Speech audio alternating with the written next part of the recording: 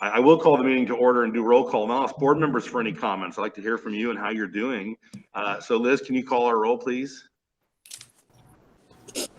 Yes, sir. Secretary Halverson? Here. Present. Vice Chairman Harrigan?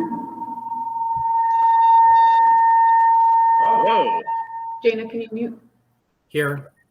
All right. Vice Chairman Harrigan is present. Member Holmes? Here. Thank you. Chairman Lewis? Here. Thank you. Member Martell? Present. Excellent. Thank you. Member Siegel? Here in beautiful Palm Springs, California. Wonderful. Thank you. And Member Sutherland? Here. Excellent. We have a quorum. Okay. Thank you, Liz. I'll ask for a motion to approve the agenda. So moved. Thank you, Board Member Martell. Second. Second, Halverson. Thank you, Dr. Halverson. All those in favor say aye. Aye. Aye. Aye. Opposed? Okay, thank you. Jim, I have one thing I want to say first we get started. Yeah, I'd like the board to have comments. This is regarding Steve Siegel and his stretch lab. Uh-oh. Now wait. You filed a claim? My lawyer is now involved in suing him for bodily damage. But in any case, he invited me, although he made me buy him lunch. But I went to the stretch lab. It's over in Long Beach, and I had a session with the gentleman, Justin, I believe. And I just want you to know, and I'm not screwing with this, I was so impressed by what he's been able to do in about a year. All this stuff that's going on regarding businesses and so forth. But how it's been run, how successfully is at it, and it's a wonderful place. I mean, I was just astounded by it, especially with Steve in charge of it. So he should take I'm quite serious. He should take great pride in what he's been able to pull off. It was a fun day to be there. It was great to see how it operates and the people that were there and how they work. And it was very busy when I was there. So anyway, congratulations to Steve Siegel for doing an excellent job. And it was very impressive. And if you ever get a chance to do one of the stretch lab things, although he was taking pictures, which I'm not so sure about that part. But anyway, congratulations, Steve. Well done. Very well done. Right. Oh, Yep. thank Very you, good. Dr. Halverson. The Tom, check is in the mail. He wasn't working out with you? He was just taking pictures? Well, at That's a certain angle, I said, don't do that angle because I'm laying on this, with shorts on and stuff. But, but it is a board meeting and I can't Okay, see any more than that. Yeah. Yeah, we Well, are while you being. have the floor, Dr. Halverson, are there anything else you'd like to share with the board or the team as we start looking to the future? I wanted to open up for board member comments. No, I think to me, it's amazing how successful we've been and all this stuff that doesn't seem to end. But I'm inspired by what I've seen. And, we had a recent tragedy with one of our staff, and that was very sad. But it's that the people they inspire me to see what they're doing and how they work. It's just amazing to watch. So to be part of this continues to be an amazing privilege. I thank you for letting me be part of it. Thank you for being part of it, Dr. Halverson. You've been on the board now, I think 9 or 10 years, and your knowledge of education and just the resources you bring are incredible. So thank you. Are there other board member comments before we begin? Not? Okay. Then I'll ask for public comment. Are there any members of the public online, or I don't see any present, that would like to speak to the board, as this is a special meeting that'd be speaking on items on the agenda? Ms. Jones, is there any members of the public online that want to speak? I have not received any requests for public comment. And nothing on the governing board email address either. So can you speak a little louder, Liz? Because I can't hear you when I mute. You know what I mean? So just speak. Well, I'm gonna go to Jim, I can barely hear you as well. Dr. Harrigan, how are you? I was on mute. I can barely hear you, Jim. So I really can't even hear what you're saying.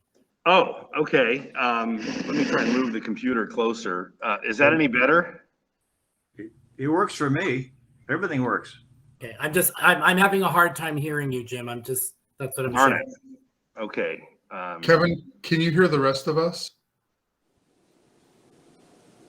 Oh, hmm. so it's not your volume? Okay. Where's the microphone on this? Can everybody else hear me? Yes. Yes. Yes. Huh, okay. Well, Kevin, I'll try and speak clearly. It's very important that you hear. And There's a closed captioning option perhaps at the bottom for him. Maybe you could try it. It's in the three little. So see the CC right here? Mhm. You clicking it won't help, Oh, but okay. if we tell him to try that, it's pretty good. Kevin, I've already done that. oh, you did? Okay. So thank you. Let's try, and I'll try and speak clearly. I'm sounding loud in the room, so I don't think my mask is an issue. I'll try and speak clearly. Okay. Okay, our next item then, we're gonna have a series of reports from our marketing team and the leadership team. And then we'll get into our deliberations. So let's start with our reports, and I hope that everyone can hear those. And we'll start with our marketing update from Trepepi Smith. It's great to have you here. Nicole, go ahead, take it away. So actually, it's actually me presenting this year. So hello, everyone. Thank you for joining us this morning for Trepepi Smith's presentation on the state of marketing for Pivot since our last meeting with you in April. My name is Sarah Madsen, and I'm joined today by Nicole, my colleague. I know that you all know and love her very much. Since this is my first time meeting the board, I just wanted to quickly introduce myself. I'm a business analyst at Trepepi Smith, and I've been with the firm for about 4 years now. I handle project management, graphic design, website design, and content development work at the firm. I've intermittently handled graphic design projects for Pivot in the last 4 years, but was actually lucky enough to come on full time to the Pivot team in April last year. I manage the website redesign, and I've taken over most of the day-to-day project management from Nicole. But anyway, I just feel lucky to be working with Pivot staff. They're fantastic people, and I love what they're doing. And so I'm looking forward to tell you about what we've accomplished since last summer.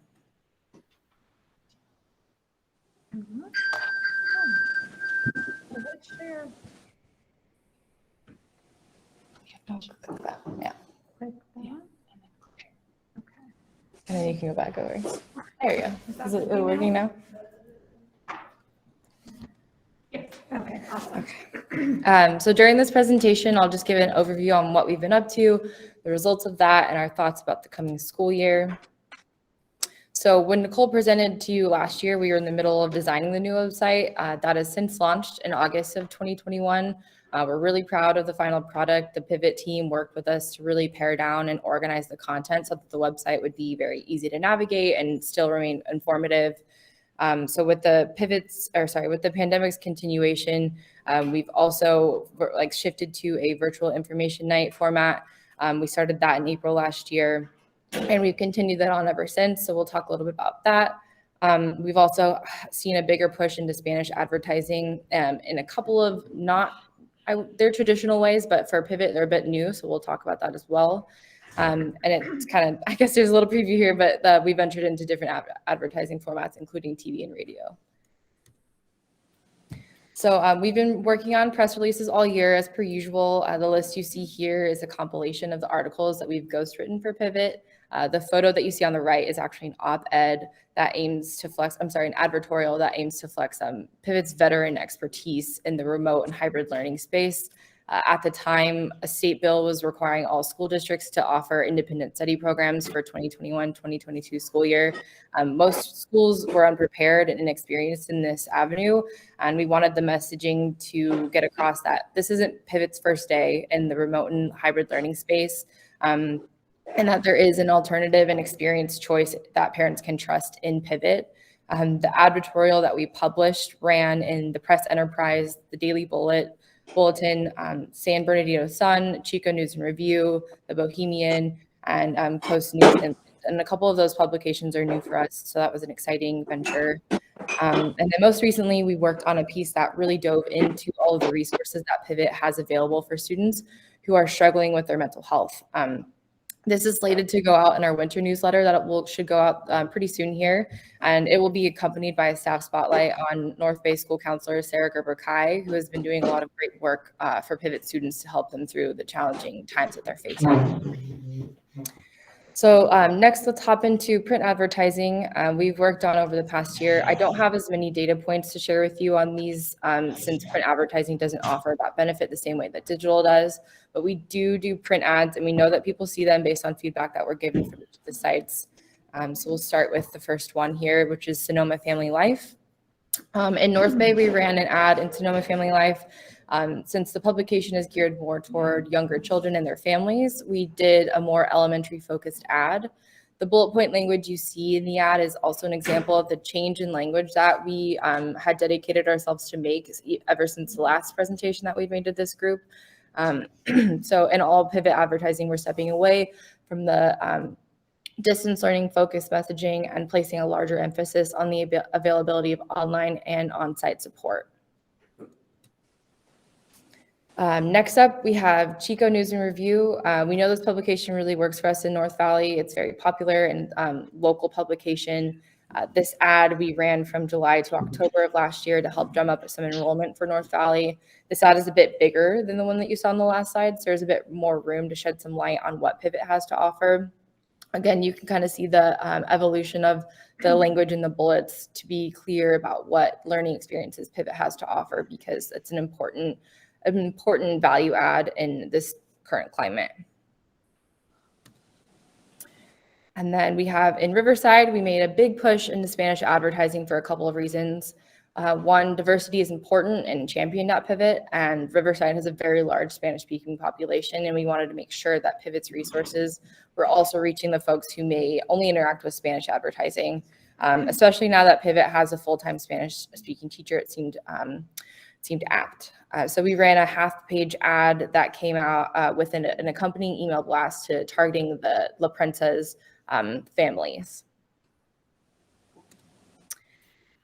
And then lastly, we have an example of an ad that we did in a publication new to us called Coast News Inland Edition. Trepepe Smith has done work previously with Coast News, but once we discovered that they had an inland edition that targeted San Marcos and Vista and Escondido areas, we were pretty excited because their proximity to the school is more conducive than any of the other publications in the San Diego area. They just have a bit more of a local reach. So this advertorial, which we previously talked about, ran twice in September. So next up is digital advertising. We usually run the summer and from the summer and into the fall, we did our online advertising campaign. The next few slides will break down English and Spanish online advertising performance.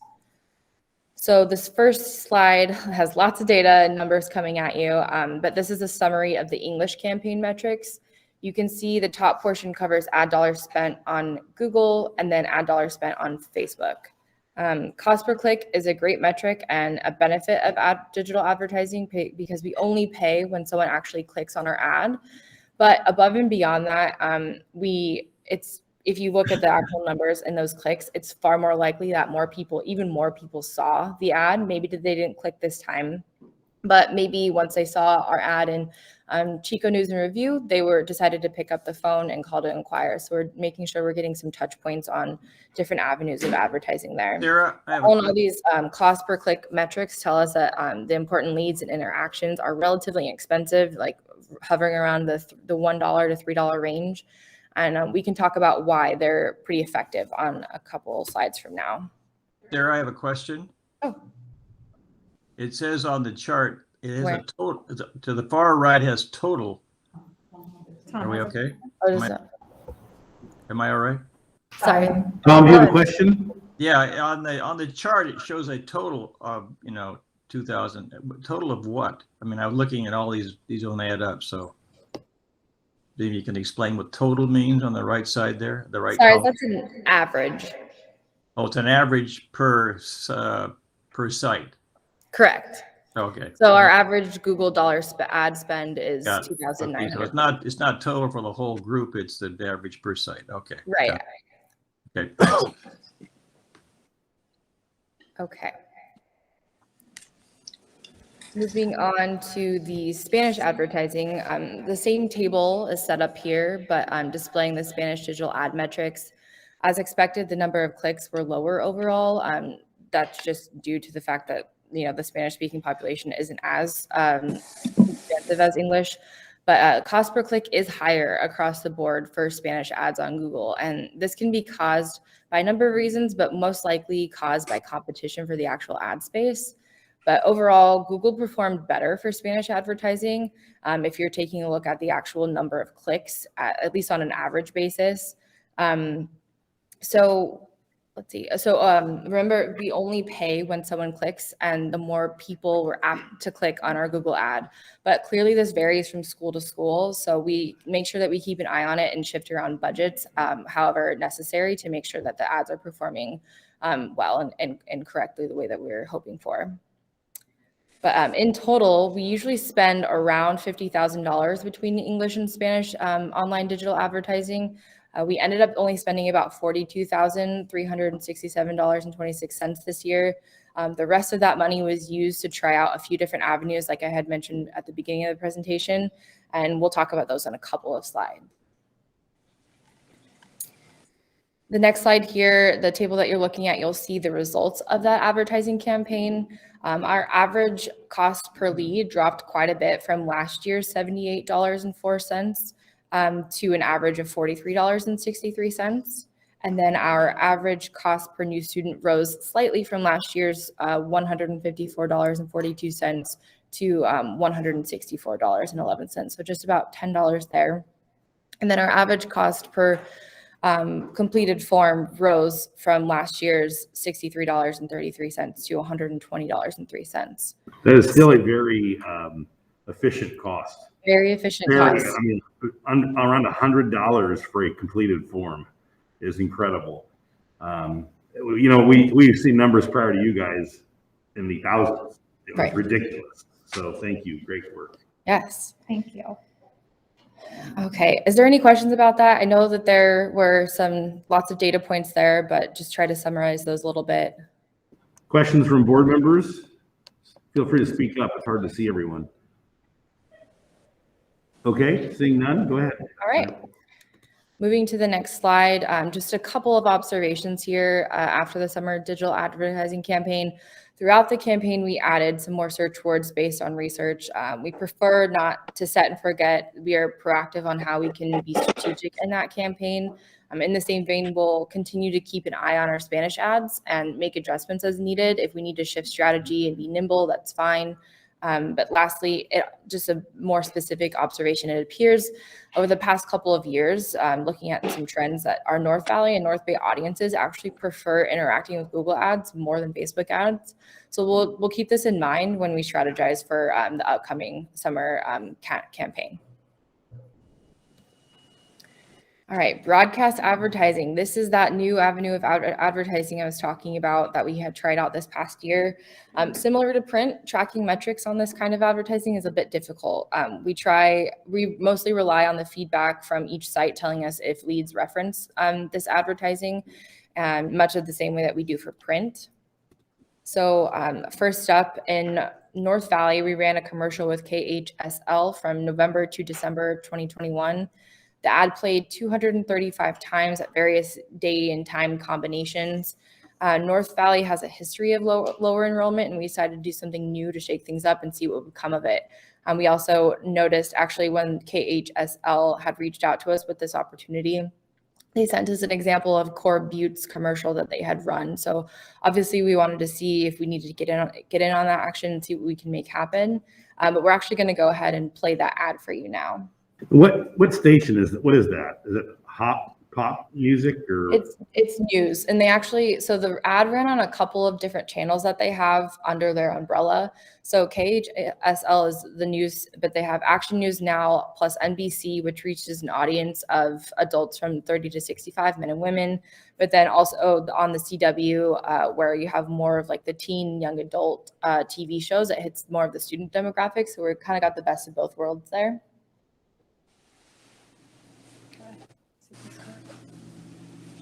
Yeah.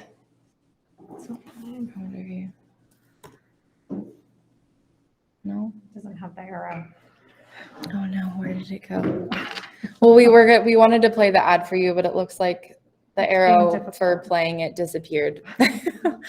I could potentially play it afterwards if we're interested in watching it, and I can send it to anybody.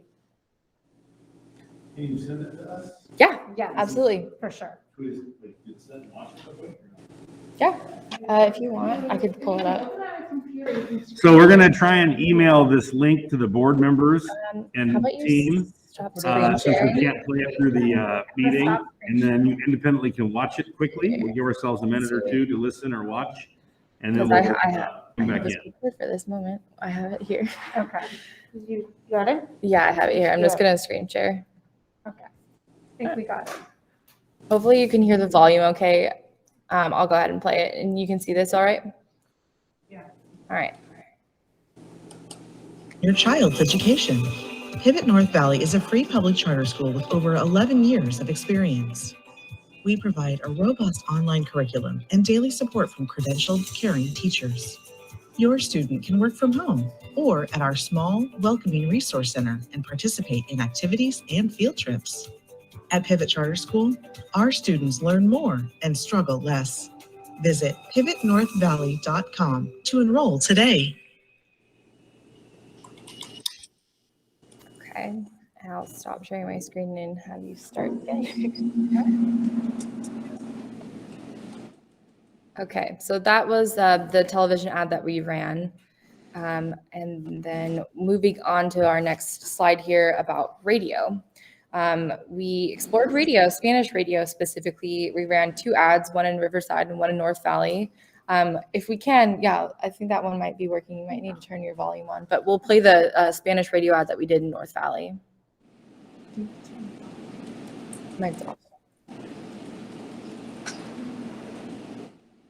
¿Podría su estudiante beneficiarse de un programa híbrido de estudio independiente con apoyo individualizado del profesor? El Charter School North Valley cuenta con recursos probados y verdaderos para apoyar el potencial de cada estudiante. El Charter School es una escuela pública, concertada y gratuita, con más de 11 años de excelencia en el aprendizaje híbrido. Es un tipo de educación diferente para adaptarse a su situación. Inscríbase ahora en pivotnorthvalley.com. Okay, so this ad, oh, go ahead. Great. So this ad ran the whole month of September and reached 20 plus cities in the Chico, Redding, and Yuba city region. The ad was also bundled with a couple of Facebook mentions as well. Moving to the next slide. Now we'll get into more of the general outreach work we've been doing, starting with our Pivot e-newsletter. We continue to send these out 3 times a year, fall, winter, and spring. We go back 3 years on leads for our distribution list. So anyone who has expressed interest in Pivot in the past 3 years is part of the distribution list for this newsletter, including all of those leads that we talked about a couple of slides ago on our digital metrics campaign or digital advertising campaign. So compared to last year's fall newsletter, this year's open and click rates are a bit lower for North Valley specifically. North Valley and San Diego specifically. In San Diego, we sent about 100 more emails to people. So that could explain the bit lower metric rate. And then in North Valley, it's typical that we have a lower metrics on this, but in general, I think last year was a bit of a fluke year. I think a lot of people were stuck at home and clinging to their email for some important school and COVID related information, and they're a little bit more apt to open emails.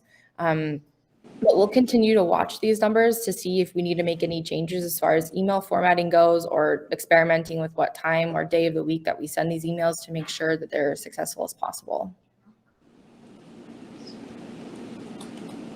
Something new that came along this past year as well is the counselor webpage. Every year we typically do outreach to school counselors and local psychiatrists before school or just right around when school starts to refer students that they may think would be a good fit for Pivot. This year we implemented this new webpage to be a landing page for this counselor outreach. The page includes a personalized message to counselors, and some more targeted information that they would be interested, like what students are successful at Pivot, how is Pivot different, what curriculum Pivot uses, what are students and parents saying about Pivot, meaning some testimonials there, and then how can I learn more about Pivot. We can only fit so much on a postcard, like what we typically send them, but this webpage allows us to point them to other information and resources on our website that may be helpful or persuasive as far as them referring a student to us. Also, using this methodology allows us to track how many visits to the page that we actually get through Google Analytics.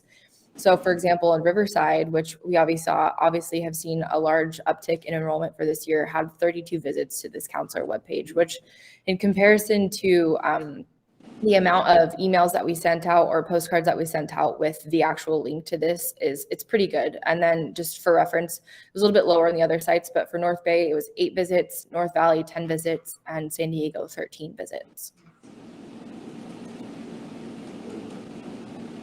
And then last year we moved to a virtual format for information nights.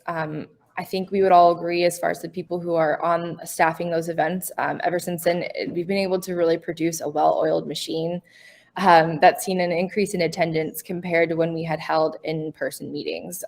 Now that we have this off the ground and running, it takes really minimal effort from staff's part to prepare for the presentation, making it pretty efficient. The Q&A section that we typically hold at the end of each presentation is a good time for those personalized questions to be asked and be helpful. And there's usually a staff member who tracks who's asking what questions, just in case we need to follow up with someone after the call. We have some tracking on that as well, which is helpful to make that feel like a more personalized experience since all 4 schools joined the same call. Marketing leading up to this event includes $100 boosted post Facebook ads for each school. So total budget for this event is really only $400. Considering the amount of turnout that I'll talk about on the next slide, we have some data to show you for that. It's very inexpensive compared to the in-person events we were running before, and we're getting higher turnout rates and higher conversion to enrollment rates that go along with that. But along with the Facebook ad, we do send out 3 constant contact emails and email reminders leading up to the event, starting about at a week out. We find that people seem to appreciate a shorter lead time from our first contact with them leading up to the event. People have busy lives and things get forgotten. So I think they appreciate the reasonable notice that they could keep on their calendar. And so on the next slide, I'll show you some data. Most of this is put together by the lovely Lindsay Vining, the math wizard, but here you can see the result of data from each of the virtual info nights. Prior to school starting, we have higher RSVP rates because folks are checking out school options. Some existing Pivot parents are curious. We did get some of them turning out as well. And then we see RSVPs drop off after school starts. And we also conducted 1 winter info night to capture any students that were looking to make a mid-year change. But on the right here is really where the magic happens. You can see that these events turn into an impressive conversion rate for enrollment. This is a vast improvement from when we did in person. I mean, we're talking 51%, 44%, 42% for actually converting the RSV attendees who were not already enrolled into enrolled students. And I think this is some very powerful data and something that we're really looking forward to continuing. All right, so for the next year, we'll continue posting on social media channels, updating website content throughout the year. I'm doing the newsletter 3 times a year, executing graphic design for ads and other miscellaneous things that come up, and definitely continue running the virtual format of information nights. We'll also continue our messaging push into we're the best of both worlds. We know how to do distance learning, but we also have several on-site support and resources for students when they need it. I think that's very important as far as what sets Pivot aside from everyone else. So we'll continue to stay nimble with the shifting tides of COVID, and we look forward to helping Pivot thrive. So that actually brings me to the end of my presentation. And I just want to say, again, thank you for your time and the opportunity to work with Pivot. I feel lucky to work with you guys. And if you have any questions, I invite you to ask them now. Sarah, thank you. We're lucky to have you, and you're lucky to work with us. It is a special deal. There's no doubt about it. The people in this organization are incredible, and the kids that we're able to save one at a time are amazing, and we forever change your life. So I'm glad you have a passion for what we're doing. Are there questions from board members? Please speak up. None here. Wow, you silenced the board members. I think I see the board members are blinking, so they are. I have a question. Okay. I have a question. Oh, Help me Tom. here. Sarah, what would be something? Tom, you're muted. No, he's not. I'm not muted. It's my problem. You're muted. Thank God. Distinct improvement. What would you suggest we should be doing we're not doing now? I'm still unmuted.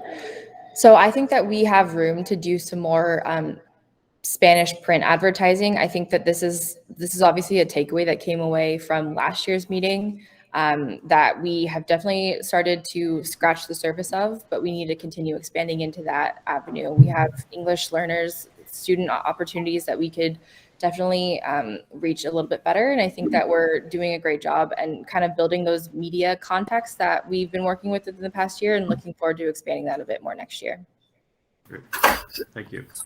Sarah, I'd echo Jim's comments, but in terms of the success rates, do you have the breakdown between English and Spanish? I'm really sorry, I couldn't hear you.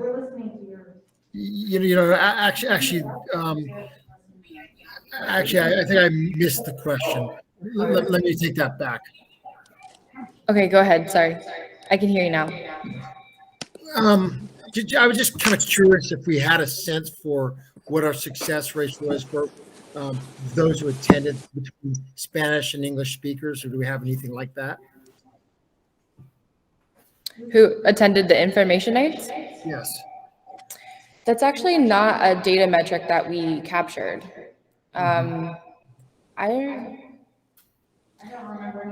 Yeah, I'm looking at Lindsay because she is a staff member that was leading those events, but I don't actually remember any Spanish speakers coming across our attendee list or any questions indicating that they were Spanish speakers.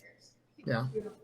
We did have one, but they had a child who was translating for them, like a teenager, so like they had their own translator. Okay. But I don't know if they had anyone.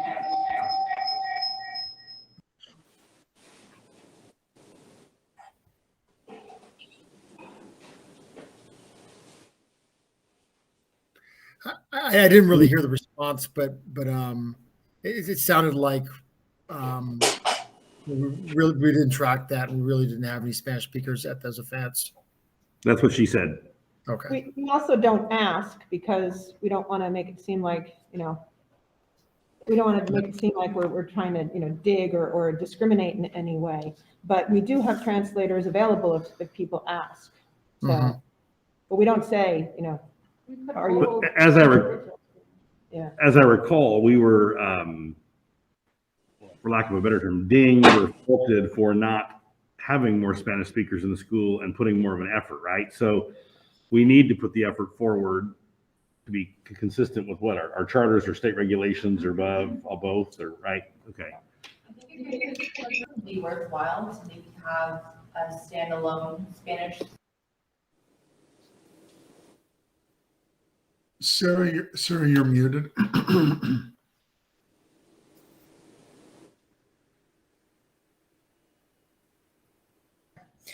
So I think that it's worthwhile to look into us doing maybe a standalone Spanish speaking information night. We have staff that are capable of helping us with that. So that's definitely an avenue that we should explore and get into for the coming, spring semester once we start those again. Is there research that shows or says that Spanish speakers are more comfortable at their own night as opposed to coming to what they believe would be a bilingual night or a? Is there? I don't know of any research, but I did want to let you know that we are actually offering our orientation in Spanish. Luis Portilla, who is one of our newest staff members, who is pivot wide. He is going to be doing our first Spanish only orientation on Tuesday, having taken that over from Craig and a few others who have been doing that. So we're pretty excited about that. There's no reason why we couldn't do the information night the same way. Right. And I think that, even if there were people who were maybe uncomfortable approaching that or attending the actual meeting, we record these meetings and post them to our YouTubes and share them on our social media channels. So even if someone maybe wasn't comfortable joining the meeting, maybe they could still see the presentation in Spanish. And then maybe that would make them feel a little bit more empowered to ask questions and pick up the phone and call or submit a form online. Board member Pat Martell has a question. Pat, go ahead. Actually, no, just more of a statement of support. I think it's really important that we provide as much access as possible to our Spanish-speaking families. And, while I think that the most important thing is engaging parents. The kids, obviously, it's important, but in order for the kids to be successful, the parents have to be engaged and understand what's going on and feel like they are a part of the school community and that kind of thing. So I strongly encourage that whatever we can do to provide greater access for our Spanish-speaking families, it's really important, and I think we should be very committed to that. It's a really interesting point that Pat makes, because a lot of times you'll have families where the parents don't speak English, but the children do, and so you're sort of targeting both audiences.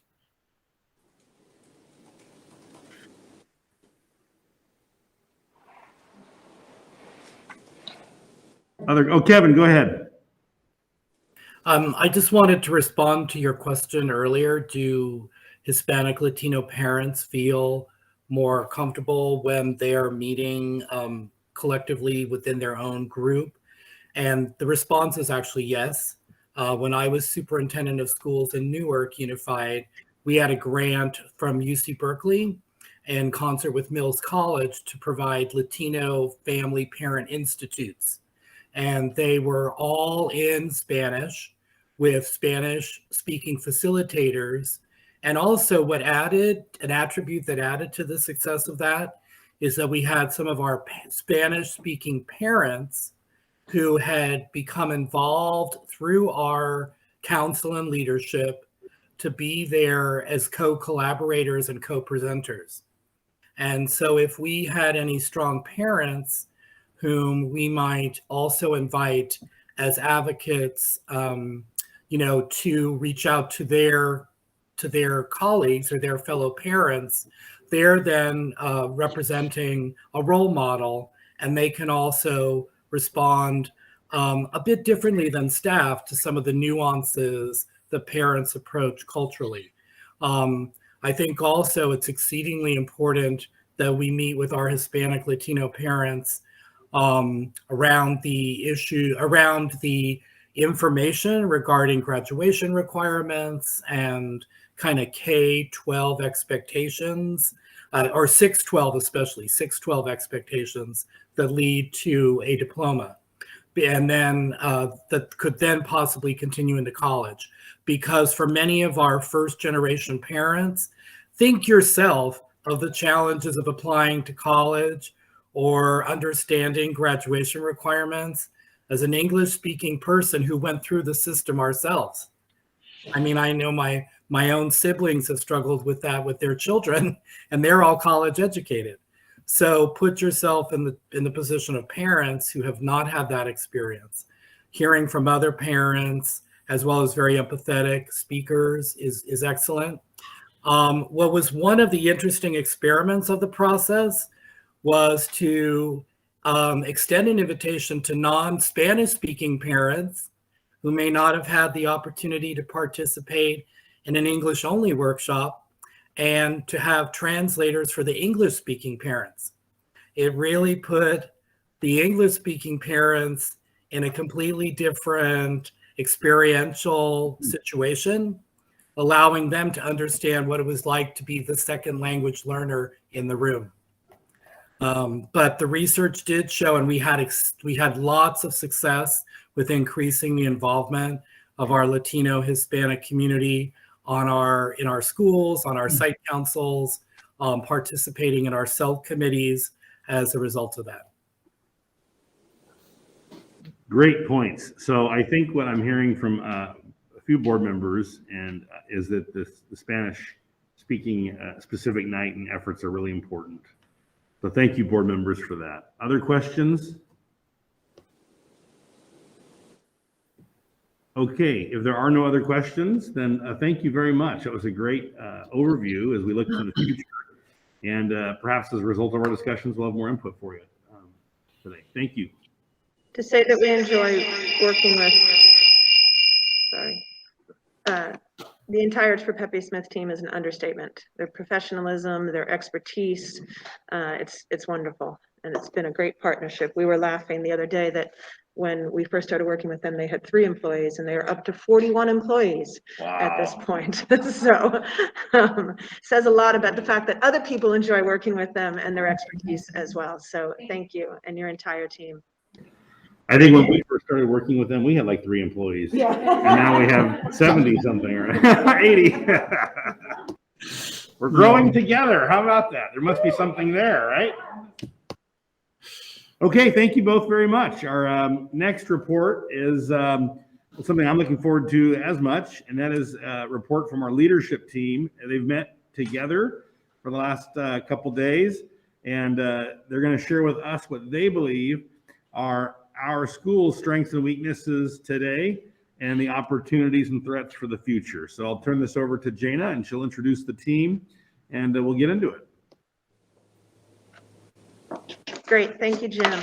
It's been a wonderfully successful 2 days. I do appreciate, I want to reiterate, I want to appreciate that all the staff were willing to get together and travel, leave their families to be here so we can do this important work. As the board members know, we've done leadership retreats before, but we have done them usually in the spring. Originally it was in August, which is always too late to implement any kind of new initiatives or make any changes for the following school year.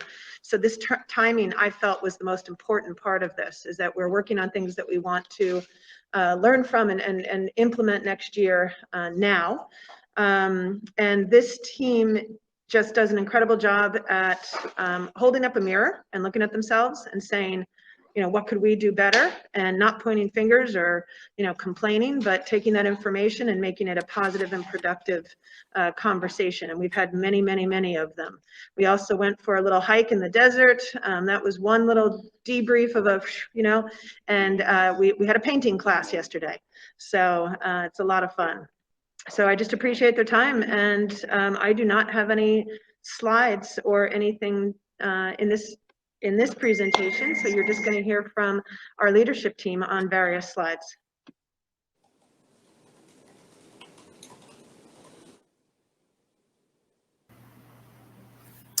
All right, good morning, board. Thank you guys for having us here. It's been an awesome couple of days. I appreciate being a part of this team, and I thank you guys for your service and everything that you do for Pivot, our families, our kids. It's been an awesome couple of days breaking bread with our Pivot family. My name is Travis Bennett. I'm the North Valley site administrator, and I just kind of want to break things down for the board about how we started on Wednesday morning. We knew we were going to get into our SWOT analysis, but before doing that, we really just needed to get together and build cohesion and build consensus on who is Pivot and what do we do well, and how do we do it. So we spent some time in small groups, and we started brainstorming about who is Pivot and who do we serve. We looked at what things are written on our website, and we kind of came up with 4 points that makes the most sense about who we are and who we serve and how we do things. And those 4 points and glaringly came out was number 1, that we build relationships. And that is absolutely what we believe, and this is consensus, that one of our core values and one of our foundation pieces that we have done. And I think this is something that we do very well, and we've done this I've been here 9 years, and Pivot's been here for greater than 10 years. So absolutely, building relationships is what we do very well. We also focus on building skills to be a better student, to be a better independent study student, to be a better person, and to be successful and responsible. We foster academic success, and we help students prepare for life after graduation. And those are the big four things. And I don't know, I'm going to do this if you guys can kind of see. We've got all these giant sticky notes all over this, boardroom. We've been brainstorming like crazy. And we took all this information and then we started to build our SWOT. And that's what the rest of this presentation is going to be on. Because this is not only what we do, but what we want to do or what we want to continue to strive to do better. So this kind of created a lot of strengths, areas of weaknesses, and then opportunities and threats. So I'll leave it at that unless you guys have any questions for me. Again, thank you. So if there are questions from board members, please use the raise hand function so I can see that. Otherwise, I'm adjusting volume back and forth so there isn't reverberation. Thank you, Travis. Great. Please continue. All right, good morning, everyone. I am Brandon Grignano, a lead teacher at the Riverside site. I'll be talking about strengths as quickly as possible today so we can keep moving. Overwhelmingly, and Travis already touched on it, our biggest strength always has been and still is our relationships. The founding motivation by Chairman Lewis was to provide opportunities to build relationships with students who no longer had that opportunity to do so in a traditional sense. Another strength is making impact on student lives. The motivation for our name, Pivot. We impact these students, we pivot them, and that is still what we do. And then trying new ideas. Even though the first two strengths have always been and still are our strengths, the way we've approached those has drastically changed over the last 10 plus years, where we're ever evolving. And that is definitely a strength of ours to continue to do the first two, which are the most important. And that is it for strengths. So a lot of these strengths lead into what we talked about as our weaknesses. We recognize that our staff are extremely devoted to our students, and we go above and beyond to transform their experience with education in a really deep and personal way. But oftentimes this leads to feelings of being burnt out and wanting to make sure that our energy is affecting students in the most impactful way possible. So the main two weaknesses that we identified are here. So we know that COVID transformed our industry and that our schools, that all students now have had experience with virtual education. And so we had our most successful year last year when it comes to credit completion, but also when it came to staff's feelings of work-life balance. That's what we heard from all our ECs. They felt like they could really accomplish the full scope of their job. And so we talked about how that may have to do with the fact that last year, ECs were able to spend 100% of their time on 100% of their caseload. And before COVID, this wasn't really the case. We spent more like 80% of our time on 20% of our students because of the energy that our site-based programs require. So we talked a lot about how can we align our energy to be proportional to what our students want and need and what our staff wants and needs. For example, can we reimagine what our sites do, the scope of our sites and how we use them in order to still have energy and creative solutions for the majority of our students, which have been virtual before COVID and during COVID. And we did this well last year. We, for the first time, really developed programs that were accessible to all students, even if they weren't able to come to our sites. And so we identified this as one of the big weaknesses that we could focus on in the near future. And we talked a lot about that. And the second weakness we developed is along the same lines. Our staff are highly trained professionals in an emerging field of education. We have been doing distance education, virtual learning, independent study, whatever you want to call it, for many years. And we had our best year last year, which means our staff are really good at this. And so we have thought about how we can make our staff rewarded for this, their mastery in this field. And so we talked about how, ECs who stay year after year really aren't rewarded for their mastery and how good they get at this very specific job in education. They have a cost of living incentive, But beyond that, a new EC could be hired, a new ES could be hired and potentially be making the same as a really experienced EC. And we saw this as a big weakness. And we see ECs are leaving Pivot to go to other independent study programs and receiving a lot more income. 2 have left in the last month for a $12,000 raise. And so we see this as a big 12, yeah, $12,000. One to a charter school and one to a district independent study program, which is, like I said, it's an emerging field. There are so many of these positions out there now that either have more flexibility. Well, a lot of them have more flexibility and a higher income for these ECs. And like I said, we're really good at what we do and we get better every year. And there's not really a way to reward that mastery, that knowledge, and the impact that that has on students. You know, we know that when ECs come back, the impact on their students are incredible. And that is one of our biggest ways for good outcomes. And how can we reward that and prioritize that? So those were the 2 main weaknesses we identified in our SWOT. Looks like Steve has a question. Yeah. Go ahead, Steve. Abigail, I just want to ask you to expand on the second bullet a little bit more. It sounds like we, the 80-20 part, it sounds like we do a really well with the 20% of the students who need a lot of our attention. Does that mean that the 80% who don't need our attention, we're leaving behind, or we would just want to enhance their experience more? Can you expand on that better?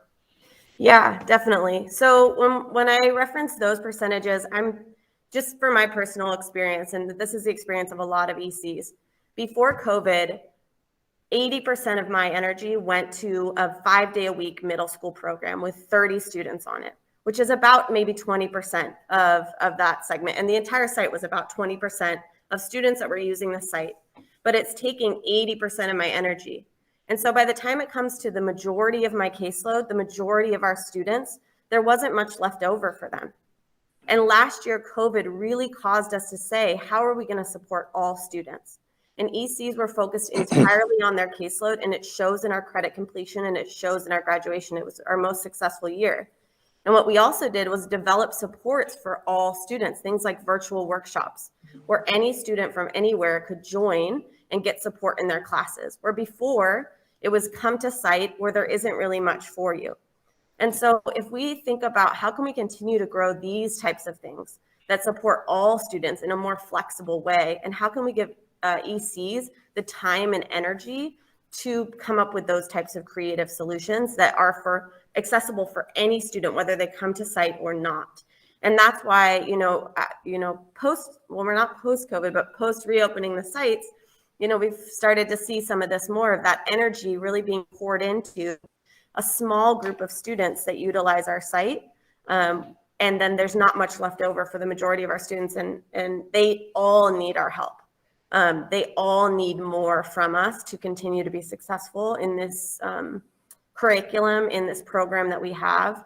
And there's a lot more we could be doing for the 80% of students, 90 right now, that are not going to use our sites. They don't want to, they didn't before COVID, or they aren't able to. And so that's kind of what I'm referencing with that 80-20 energy that we gave before COVID. And yeah, hopefully that makes sense. Let me chime in a little bit.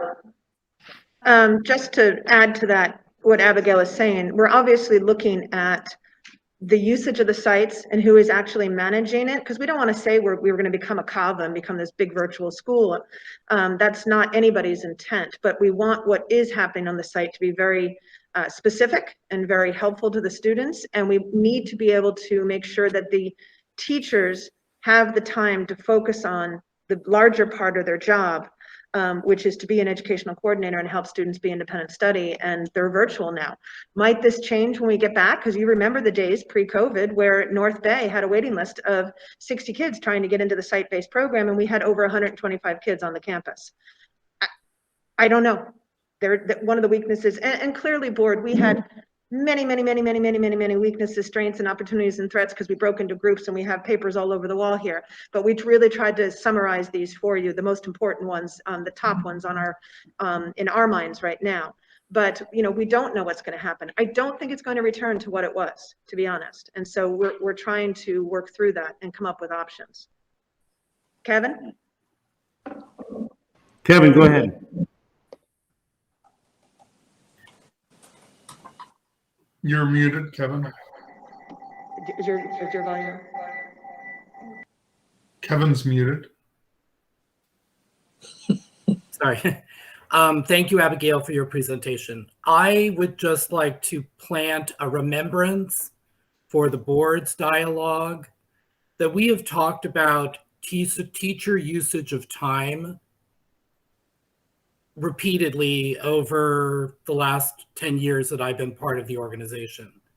And I mean, I can remember with Craig having conversations about a teacher master schedule and discussing with teachers how they take their caseload and look at their 5-day week and how they designate the time that they share or that they service students both at the Learning Center and online. And I would just like to revisit that conversation. As an experienced administrator who, did have to deal with, I think all teachers, we as teachers want to, my experience is if we have 100%, we want to, and we do give 150, 200, 250, 300%.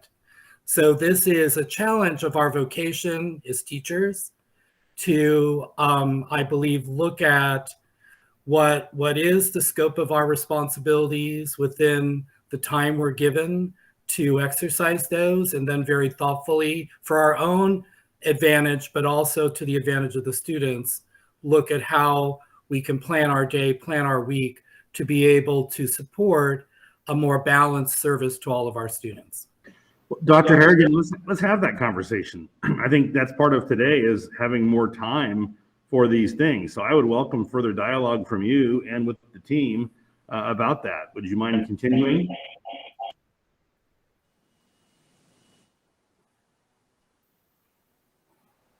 We can't hear you. Part of the conversation is administrative, and that's why I thought that, I wanted to recall that conversation.